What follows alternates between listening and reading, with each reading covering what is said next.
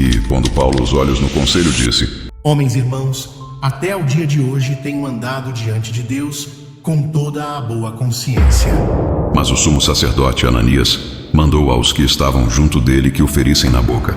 Então Paulo lhe disse: Deus te ferirá, parede branqueada. Tu estás aqui assentado para julgar-me conforme a lei, e contra a lei me mandas ferir? E os que ali estavam disseram: Injurias o sumo sacerdote de Deus? E Paulo disse: Não sabia, irmãos, que era o sumo sacerdote, porque está escrito: Não dirás mal do príncipe do teu povo. E Paulo, sabendo que uma parte era de saduceus e outra de fariseus, clamou no conselho: Homens irmãos, eu sou fariseu, filho de fariseu. No tocante à esperança e ressurreição dos mortos, sou julgado. E havendo dito isto, houve dissensão entre os fariseus e saduceus, e a multidão se dividiu. Porque os saduceus dizem que não há ressurreição, nem anjo, nem espírito. Mas os fariseus reconhecem uma e outra coisa. E originou-se um grande clamor, e levantando-se os escribas da parte dos fariseus, contendiam dizendo: Nenhum mal achamos neste homem. E se algum espírito ou anjo lhe falou, não lutemos contra Deus. E havendo grande dissensão, o tribuno, temendo que Paulo fosse despedaçado por eles, mandou descer a soldadesca, para que o tirassem do meio deles e o levassem para a fortaleza. E na noite seguinte, apresentando-se-lhe o Senhor, disse: Paulo, tem ânimo, porque como de mim testificaste em Jerusalém, assim importa que testifiques também em Roma. E, quando já era dia, alguns dos judeus fizeram uma conspiração e juraram, dizendo que não comeriam nem beberiam enquanto não matassem a Paulo.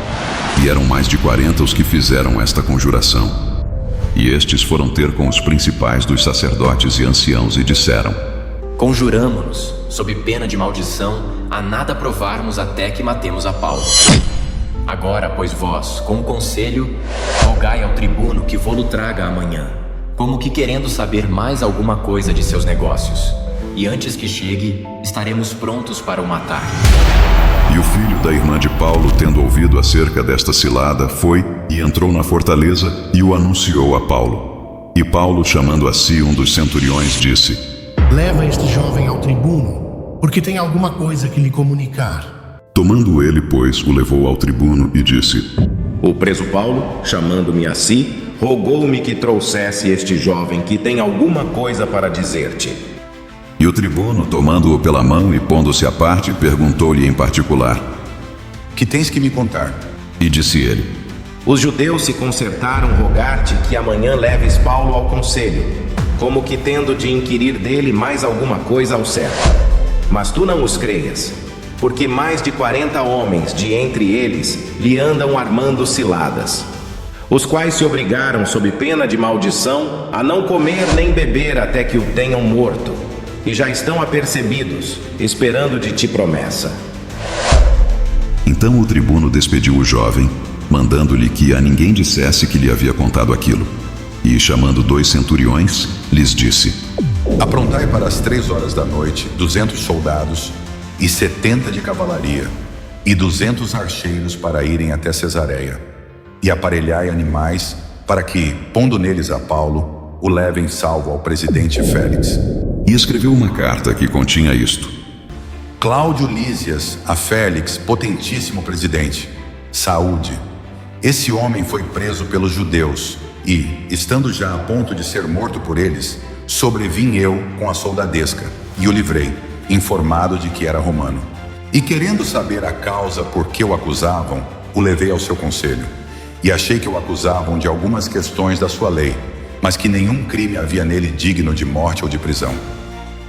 E sendo-me notificado que os judeus haviam de armar ciladas a esse homem, logo te enviei, mandando também aos acusadores que perante ti digam o que tiverem contra ele. Passa bem. Tomando, pois, os soldados a Paulo, como lhe fora mandado, o trouxeram de noite a Antipátride. E no dia seguinte, deixando aos de cavalo irem com ele, tornaram à fortaleza, os quais, logo que chegaram a Cesareia e entregaram a carta ao presidente, lhe apresentaram Paulo. E o presidente, lida a carta, perguntou de que província era, e sabendo que era da Cilícia, disse: Ouvir-te-ei quando também aqui vierem os teus acusadores. E mandou que o guardassem no pretório de Herodes. E 5 dias depois, o sumo sacerdote Ananias desceu com os anciãos, e um certo Tértulo, orador, os quais compareceram perante o presidente contra Paulo.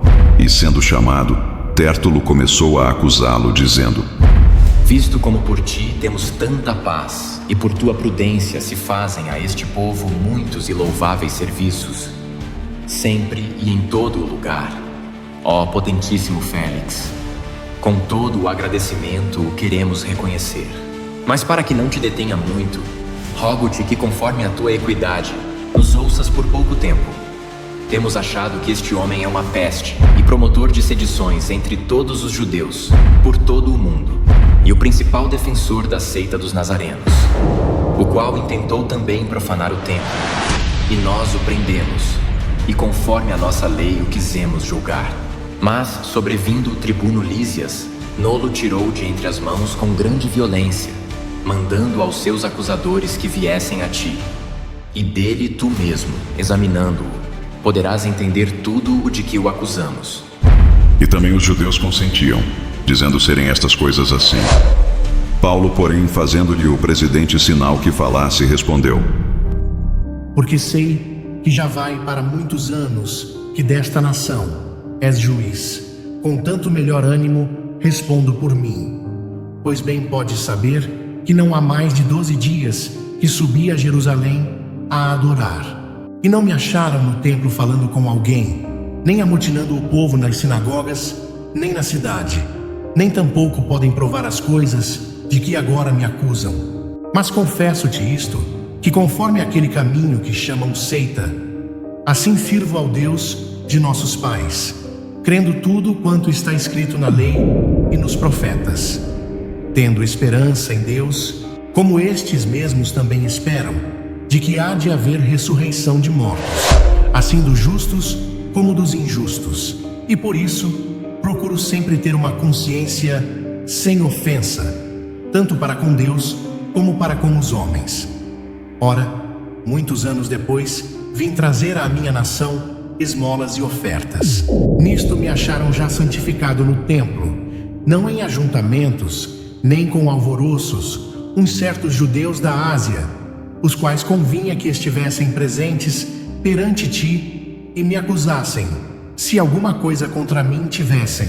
Ou digam estes mesmos, se acharam em mim alguma iniquidade, quando compareci perante o conselho, a não ser estas palavras que, estando entre eles, clamei: Hoje sou julgado por vós acerca da ressurreição dos mortos.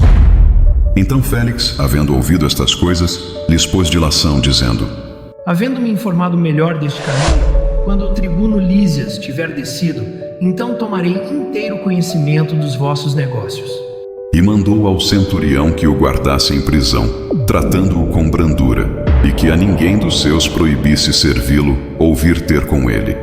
E alguns dias depois, vindo Félix com sua mulher Drusila, que era judia, mandou chamar a Paulo e ouviu-o acerca da fé em Cristo.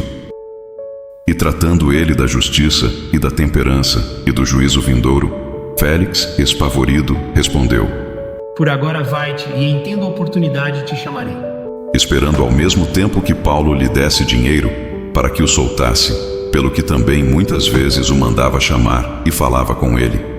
Mas, passados 2 anos, Félix teve por sucessor a Pórcio Festo, e querendo Félix comprazer aos judeus, deixou a Paulo preso. E aí, gostou do vídeo? Nos conte tudo nos comentários. Haja luz.